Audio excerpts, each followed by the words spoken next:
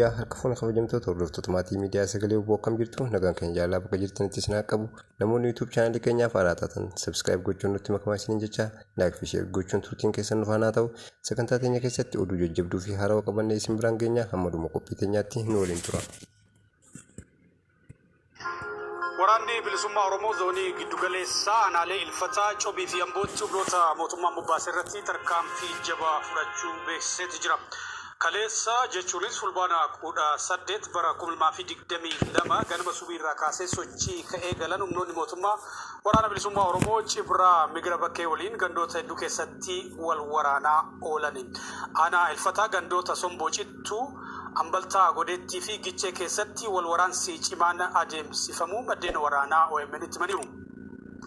Aanaa Amboottis Cibraan Jaagamaa Badhaanee gandoota Xulee Dikii fi Qullititti lola guyyaa guutuu godhameen injifannoo gonfachuusaa beeksisee jira. Guyyaadhuma wal fakkaataatti Cibraan Irbuu Shiniggaas aanaa Cobii magaalaa Cobiitti lola gaggeesseen humnoota mootummaarraan hubaatii geessisuu waraanni bilisummaa Oromoo ibsee jira. Lola godina Shawaa Lixaa aanaalee sadanitti kaleessa gaggeeffameen loltooti mootummaa 112 ajjeefamuu fi 134 madaa'uu waraana bilisummaa Oromootu beeksise. Lola biraatiin waraanni bilisummaa Oromoo zoonii giddugalaa godina Shawaa Kibba Lixaa aanaa Ammayyaa ganda Beeroo Saalanitti dheengadda jechuunis fulbaana 17 bara 2022 lola gaggeeffameen loltoota mootummaa 15 ajjeesuun 13 madeessuu hoogganoota waraanichaa naannoo sanaatu OMN itti hime. Dhimma kanarratti haga oduun kun qindaa'etti mootummaa waan jedhe hin qabu.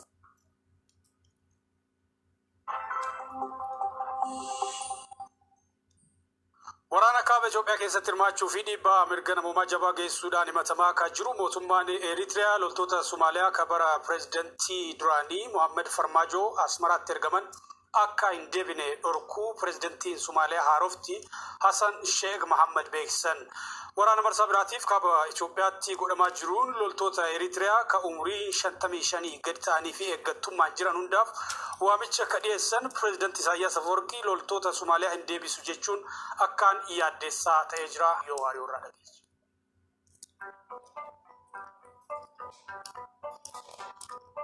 Annika Itoophiyaa malle jabaateet fedheera. Mariin araara gamtaa Afrikaa khatiibi LFDSitee jedhan guutuma guutuuf fudhatamin argan. Yaaliin Ameerikaan biyyollaa Suudanii godhuu jirtullee abdiin qabduu jedhu. Gaareen adda bilisummaa uummata Tigraay raayyaattis biyyaatiif humnoota naannoo Amaaraa akka baalaatti tarcaasuu jira jechuun odeessi. Dhugaa taatee baatu Oromiyaa miidiyaa neetwoork akka miidiyaa waan qulqulleeffatu tokkollee hin qabu. Immoo taatullee booji'amtoota raayyaattis biyya kalaaqobsaan dhugtaat guyyaatti birratti agarsiisa oolu. Ajajoota waraan Itoophiyaa harmaan dur qabaman jedhaniif aarayyiin lakkasi walitti fiduun agarsiisa. ተለጥፈው ቆይተው ልክ እንደዚህ ብሎ በቁጥር 1 2 3 እንዳልካቸው ደርሰን ወደ ሸጡ ልንገባ ስንል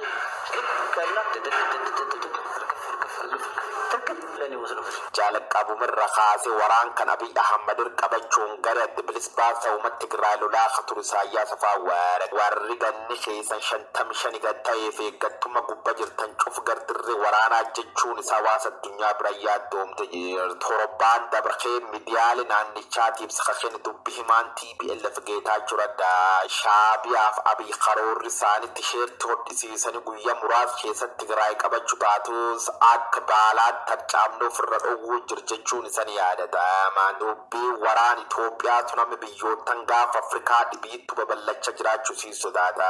Wagga dabaree rakkoo soda nageenya himachuun Suudanii koolgaltummaa gaafatu waraanni Itoophiyaa kadhalattootaan Tigree karaa daangaa Suudaan gulaan seenee humnoota federaala waraanuu jiru duun jetti yaaddoomte jirti. Hammaleellee indeeqe mogga daangaa Suudaan gulaan TPLFif qawwee galchite dhabanaasaan gombis jechuun Itoophiyaa Khartuumin gammachiin akkuma cobxorra fanto jedhaniin baanan duuba waraan kaaba Itoophiyaa kan keessatti hirmaachuun dhiibba sarbamiinsa mirga namooma jajjabaan himatamuu akka jiru mootummaan Eertiraa loltoota Soomaliyaa kabar pireezidaantii duraanii Abdullaahi Farmaajoo Asmaraatti ergaman akka hin deebin dhowwusaa pireezidaantiin Soomaliyaa Haaressi Hassan Sheikh Mohaammed beeksise.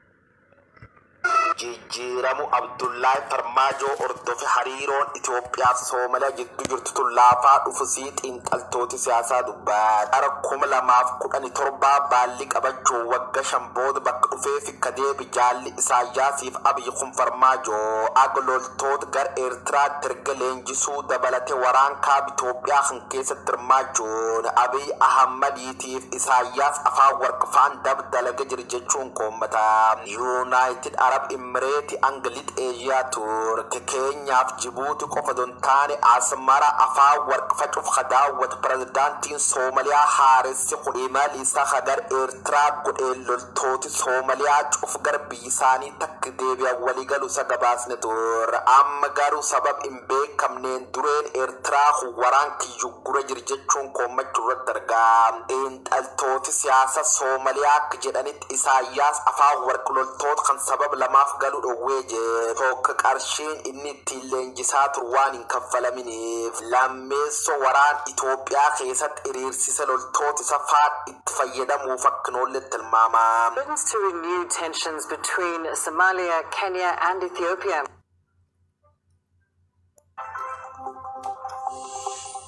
Salaaletti manneen barnootaa hedduun cufamuu isaaniitiin wal qabatee barattootii fi maatiin barattootaa rakkachaa jiraachuu himan. Aanaalee godinichaa akka Kuyyuu Dagam warra Jaarsoo fa'itti manneen barnootaa sababa nageenyaan cufamanii kan jiran yoo ta'u barattootii bara barnootaa kanatti haga yoonaa hin galmoofne jedhu maatiin. Manneen barnootaa aanaa Kuyyuu qofatti cufamanii jiran kan maddeen OMN nuuf ergan 20 caalu. Manneen barnootaa gariin erga cufamanii waggaa 3 ta'uu kan jedhan maatiin barattootaa ijoollee keenya bakka itti barsiifnu dhabnee rakkachaa jirraa jedhan. Maatiin ijoollee isaanii manneen barnootaa biraatti akka hin erganne immoo qaamoleen mootummaa nu dhorkanii jiru jechaa jiru. Maatii fira dabballoota mootummaa qofatu manneen barnootaa akka biraatti ergachuu feeyyamamaa fi jedhu maatiin. Haala akkanaa keessatti ijoollee barsiifachuuf danqamuu isaanii maatiin OMN'tti dubbatanii jiru. Oromiyaa kutaalee garaagaraatti bakkeewwan rakkoon nageenyaa jirutti manneen barnootaa 100 lakkaa'aman cufanii jiraachuu ragaaleen OMN argachaa jiru ni mul'isa. Naannoo Beenishaangul Gumuz aanaalee 17 keessatti qabeenya sababa waraanaatiin manca'e deebisanii dhaabuuf birriin biiliyoona 38 fi miiliyoona 500 caalu akka barbaachisu mootummaan naannichaa beeksiseeti jira. Waraana waggootaaf naannolee biyyattii hedduu keessatti deemaa jiruun Oromiyaa dabalatee naannolee biyyattii 6 keessatti rakkoo cimaan dhaqqabuu akeekan qorannoowwan hedduun seektarooti mootummaa keessumaa seektarooti fayyaa fi barnootaa akka jabaa miidhamanii jiru. Dhaabbata mootummoota gamtoomaniitti jaarmiyaan gargaarsa namummaa yuunochaan gabaasa ji'a bitootessaa keessa baaseen lixa Oromiyaa godinaalee Wallagga Bahaa fi Wallagga Lixaa qofatti buufataaleen fayyaa fi manneen barnootaa 100 lakkaa'aman barbadaa'uu fi barattooti 100 lakkaa'aman barnootaan ala ta'uu beeksisanii jiru. Guyyoo Waariyoo gabaasa bal'aa qaba.